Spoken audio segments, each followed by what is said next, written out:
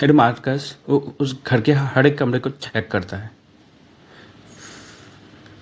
फिर एक खिड़की के पर्दा हटाकर मार्कस देखता है कि बाहर 3 खबर बना हुआ है।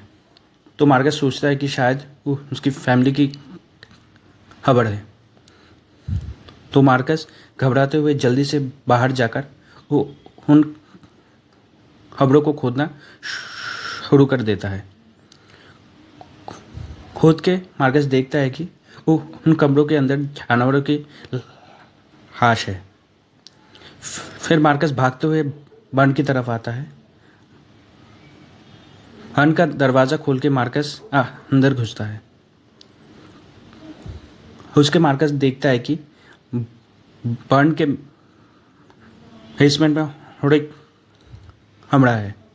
फिर मार्कस उस बेसमेंट के कमरे के अंदर जाता है।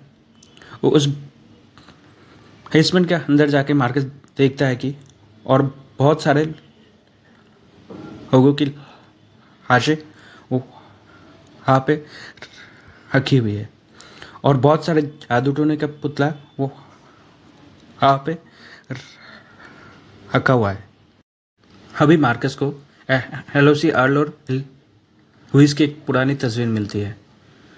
वो उस तस्वीर पे साल 1860 लिखा हुआ है। ये देखकर मार्कस चौंक जाता है कि वो लोग इतने सालों से जिंदा कैसे है। फिर मार्कस को एक काला जादू का किताब मिलता है। वो उस किताब में अलग अलग काला जादू का फॉर्मूला लिखा हुआ है। फिर वहाँ पे मार्कस को काला जादू करने के लिए बहुत सारे सामान मिलते हैं।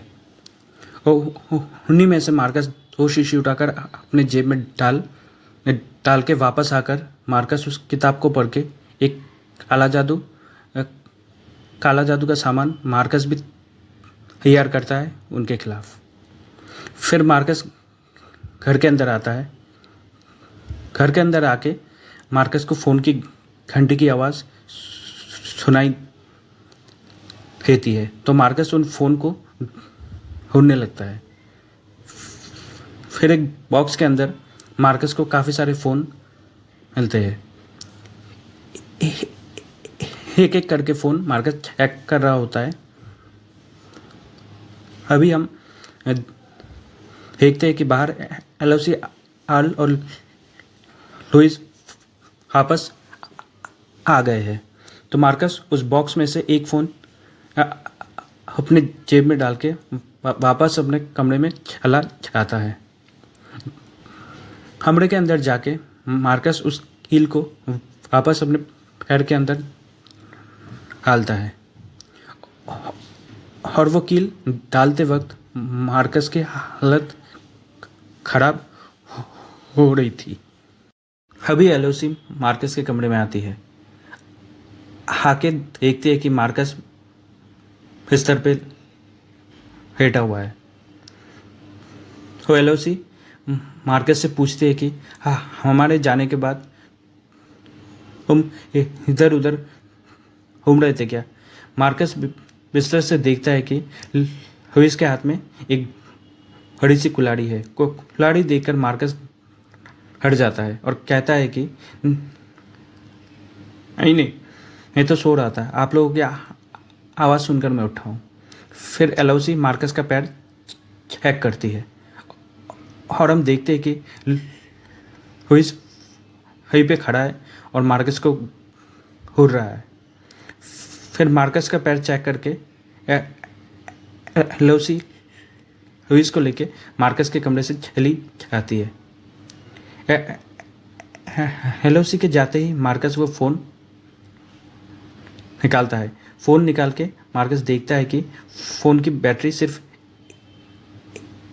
1% है और फ़ोन में टावर भी नहीं आ रहा है। फिर मार्कस उठ के खिड़की के सामने जाता है। उससे टावर हिल जाता है और मार्कस पुलिस स्टेशन में फ़ोन लगाता है। वो पुलिस स्टेशन में फ़ोन लगा के मार्कस पुलिस वाले को सारी बातें बताता है। फिर पुलिस वाले कहते हैं कि आप चिंता मत करो, हाँ हम भी आ रहे हैं। पुलिस को फ़ोन करके मार्कस अपने पैर के अंदर से वो कील निकालता है। कील निकालने के बाद पैर को अच्छे से पट्टी करता है। हम देखते हैं कि बाहर पुलिस की गाड़ी आई है। पुलिस की गाड़ी की आवाज़ सुनकर मार्कस जल्दी से बिस्तर से उठता है। अभी हम देखते हैं कि एलोसी मार्कस के कमरे में आती है।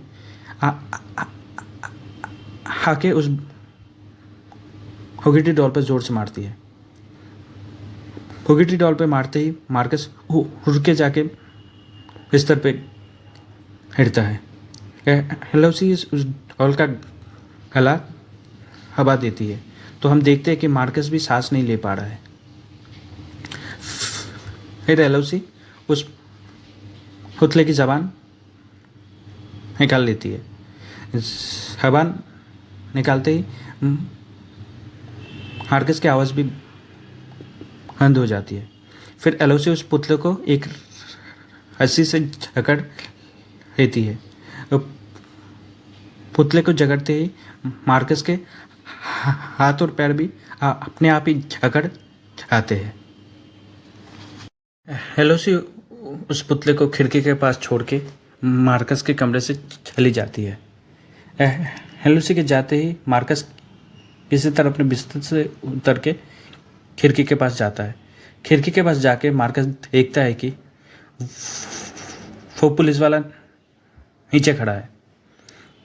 तो मार्कस उस पुलिस वाले का आवाज़ लगाने की कोशिश करता है, पर मार्कस के मुंह से आवाज़ नहीं निकलती है।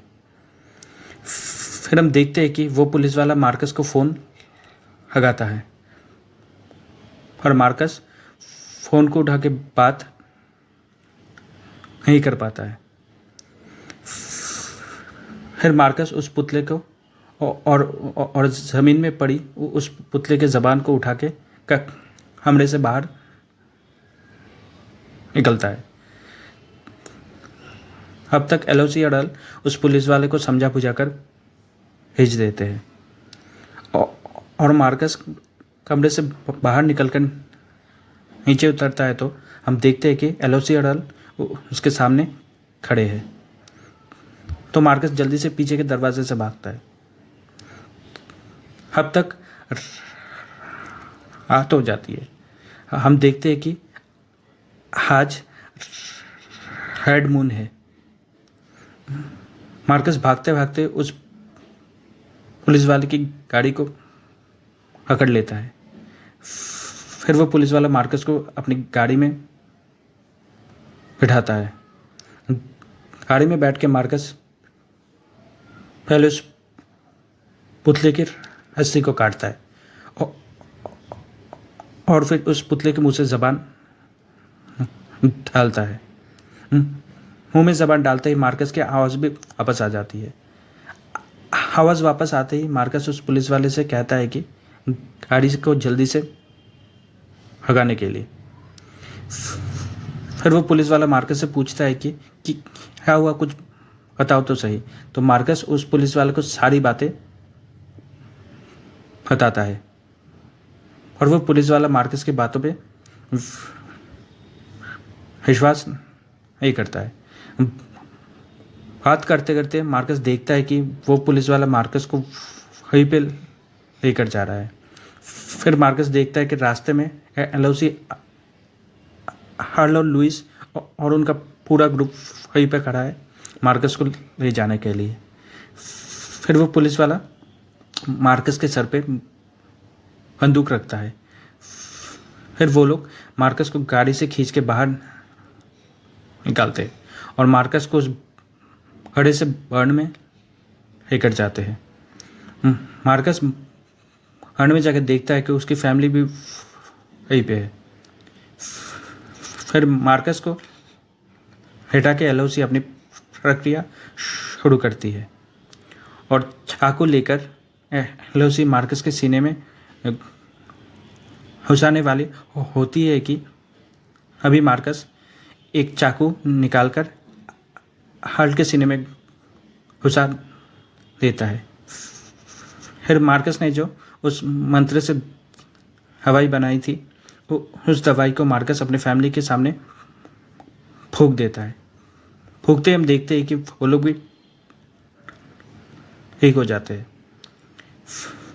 फिर एलोसी पीछे से मार्कस पे चाकू से हमला करने आती है। अभी मार्कस उसके चेहरे पे वो पाउडर फूंक देता है